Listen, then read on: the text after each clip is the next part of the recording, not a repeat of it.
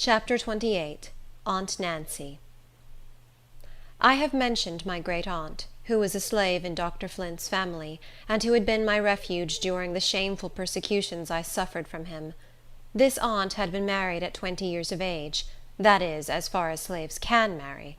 She had the consent of her master and mistress, and a clergyman performed the ceremony. But it was a mere form, without any legal value. Her master or mistress could annul it any day they pleased. She had always slept on the floor in the entry, near Mrs. Flint's chamber door, that she might be within call. When she was married, she was told she might have the use of a small room in an outhouse. Her mother and her husband furnished it.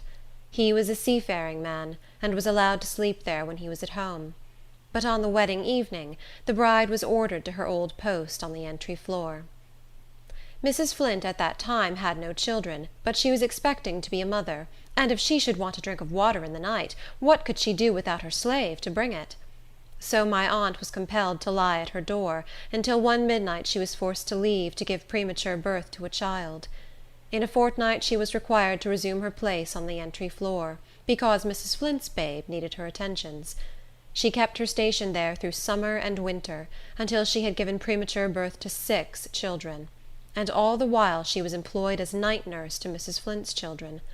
Finally, toiling all day and being deprived of rest at night, completely broke down her constitution, and Dr. Flint declared it was impossible she could ever become the mother of a living child.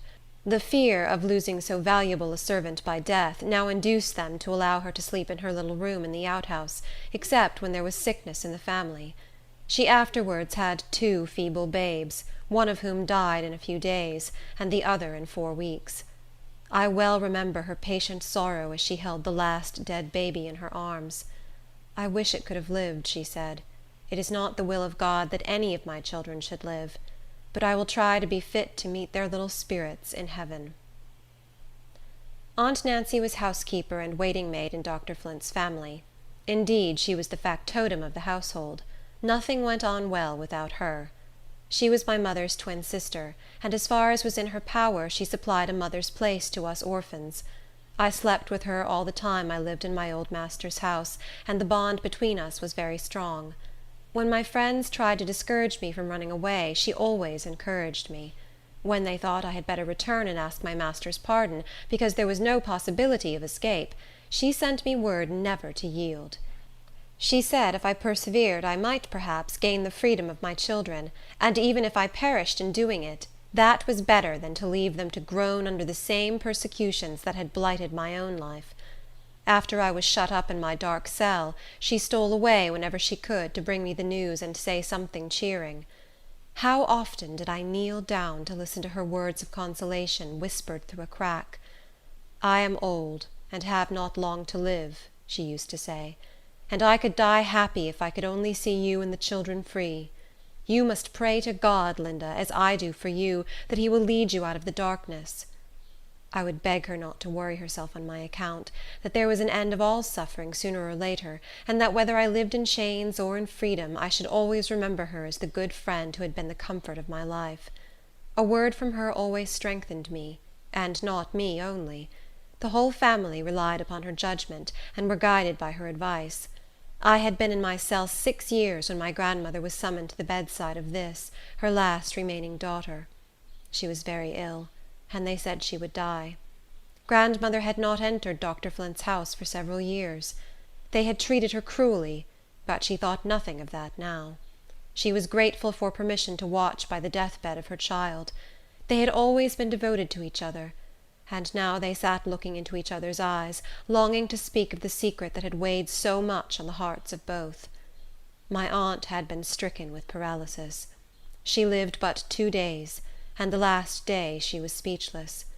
Before she lost the power of utterance, she told her mother not to grieve if she could not speak to her, that she would try to hold up her hand to let her know that all was well with her. Even the hard-hearted doctor was a little softened when he saw the dying eyes moisten for a moment, as he said she had always been a faithful servant, and they should never be able to supply her place.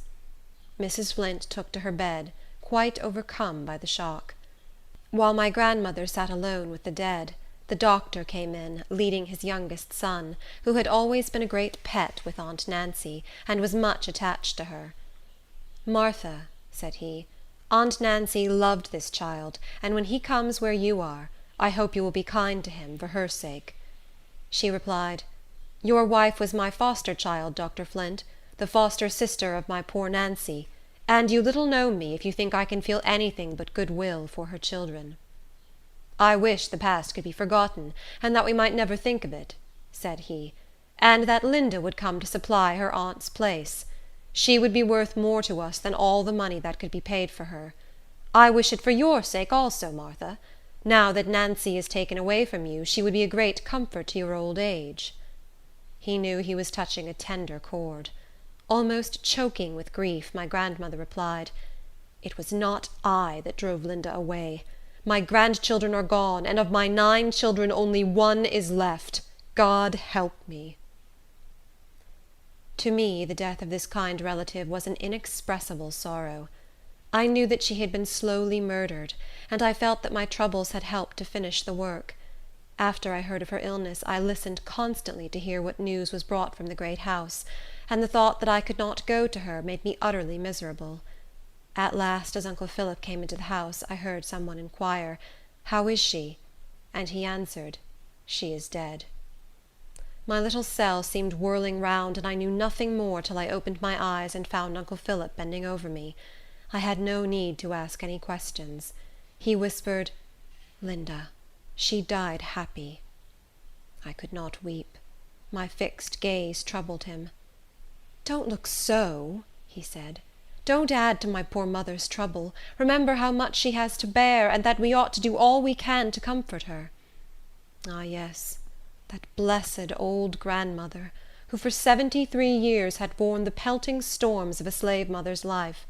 She did indeed need consolation. Mrs. Flint had rendered her poor foster sister childless, apparently without any compunction, and with cruel selfishness had ruined her health by years of incessant, unrequited toil and broken rest. But now she became very sentimental. I suppose she thought it would be a beautiful illustration of the attachment existing between slaveholder and slave, if the body of her old, worn-out servant was buried at her feet. She sent for the clergyman and asked if he had any objection to burying aunt Nancy in the doctor's family burial place. No colored person had ever been allowed interment in the white people's burying ground, and the minister knew that all the deceased of your family reposed together in the old graveyard of the slaves. He therefore replied, "I have no objection to complying with your wish, but perhaps aunt Nancy's mother may have some choice as to where her remains shall be deposited." It had never occurred to Mrs. Flint that slaves could have any feelings. When my grandmother was consulted, she at once said she wanted Nancy to lie with all the rest of her family, and where her own old body would be buried. Mrs. Flint graciously complied with her wish, though she said it was painful to her to have Nancy buried away from her. She might have added, with touching pathos, "I was so long used to sleep with her lying near me on the entry floor."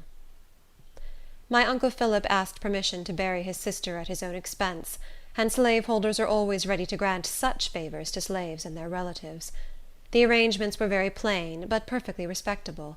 She was buried on the Sabbath, and Mrs. Flint's minister read the funeral service.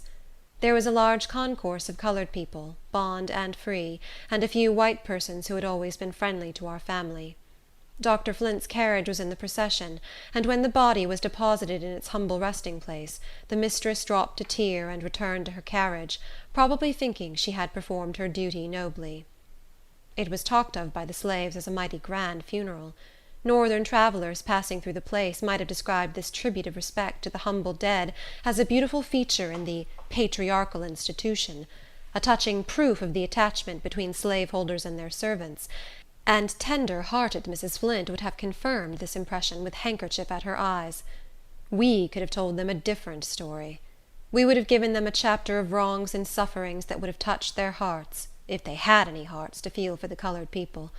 We could have told them how the poor old slave mother had toiled, year after year, to earn $800 to buy her son Philip's right to his own earnings, and how that same Philip paid the expenses of the funeral, which they regarded as doing so much credit to the master. We could also have told them of a poor blighted young creature shut up in a living grave for years, to avoid the tortures that would be inflicted upon her if she ventured to come out and look on the face of her departed friend. All this, and much more, I thought of, as I sat at my loophole, waiting for the family to return from the grave, sometimes weeping, sometimes falling asleep, dreaming strange dreams of the dead and the living. It was sad to witness the grief of my bereaved grandmother. She had always been strong to bear, and now, as ever, religious faith supported her. But her dark life had become still darker, and age and trouble were leaving deep traces on her withered face. She had 4 places to knock for me to come to the trap door, and each place had a different meaning. She now came oftener than she had done, and talked to me of her dead daughter, while tears trickled slowly down her furrowed cheeks. I said all I could to comfort her, but it was a sad reflection that instead of being able to help her, I was a constant source of anxiety and trouble. The poor old back was fitted to its burden. It bent under it, but did not break. End of chapter 28.